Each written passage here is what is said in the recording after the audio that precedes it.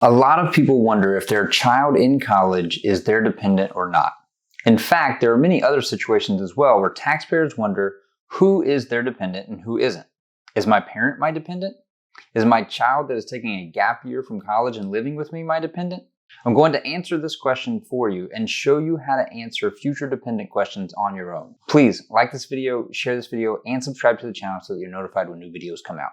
Thanks for watching. All right, let's jump into the 1040 instructions and walk through how to determine if someone is your dependent or not. All right, so we have the 1040 instructions opened up and we're going to jump to the dependent section. Now we have the 2022 instructions open, but this part of the instructions is not going to change from year to year. So if you open up the 2023 instructions and you find this page, who qualifies as your dependent, it's going to look the same as it does on the 2022 instructions. So this is still applicable for 2023 tax returns as well.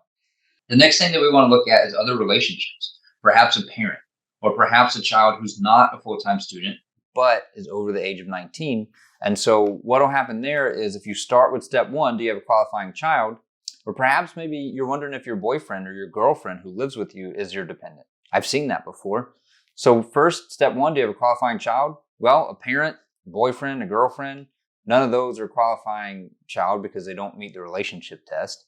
If you have a child who is over the age of 19 and not a full-time student, they don't meet the qualifying child test. So you skip step one.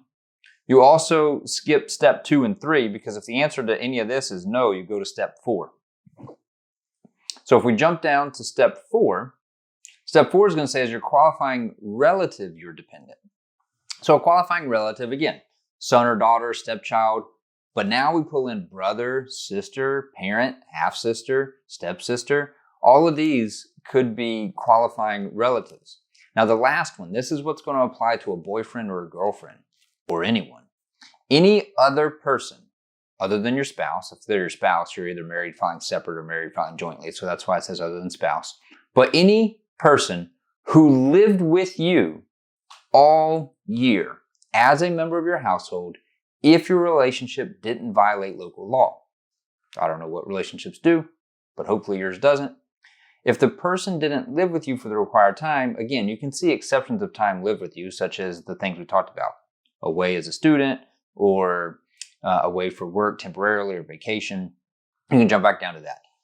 So the qualifying relative could be any relationship to you or any person who lived with you. Now, if they're a son, daughter, stepchild, brother, sister, half-brother, father, mother, these all say or. So none of these relationships the person had to live with you. A parent does not have to live with you to qualify as your dependent. Now, a girlfriend or a boyfriend would have to because they would only qualify as a relative under this last paragraph that says they have to live with you as a member of your household for the whole year. And who wasn't a qualifying child. Well, we got to step 4 by realizing they weren't a qualifying child anyway, so yes to that. And who had gross income of less than $4,400. I believe in 2023 that number is going to $4,700. So this is different than that qualifying child. Now remember, they were under 19 as a qualifying child, or they were under 24 and a full-time college student, or they were totally and permanently disabled. That qualifying child and then the dependent under that had no income test. This one does though. So if it's a parent, a child who doesn't qualify as a qualifying child, that boyfriend or the girlfriend who lives with you year-round and you support them, they cannot have gross income of more than the amount here, which again, for 2023, I think it's going to be $4,700.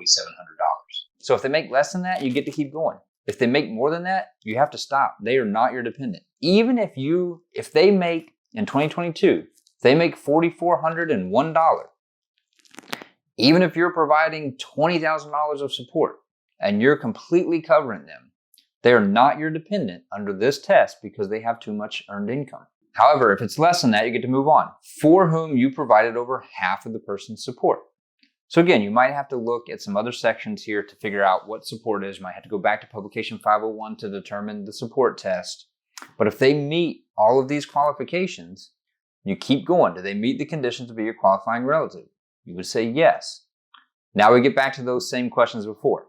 Are they a U.S. citizen, national or resident alien? Yes. Was your qualifying relative married? Yes. See married person later. So this might be a parent. If they were married to your other parent, yes, you might need to see married person later. But if it's boyfriend and girlfriend, another kid, cousin, whatever, no, they're not married. Could you or your spouse, if filing joint, be claimed as a dependent of someone else's? No, you can claim this person as your dependent. Then you figure out if they qualify for the other dependent credit. This is basically just, do they have a social security number or ITIN? Were they a U.S. citizen? We already kind of went through that. Answer those things and get the other dependent credit. So real quick, let's see married person later. If the person is married and files a joint return, you can't claim that person as your dependent. However, if the person is married but doesn't file a joint return or files a joint return only to claim a refund of withheld income tax or estimated tax payment, you may be able to claim that person as a dependent. See publication 501 for greater details.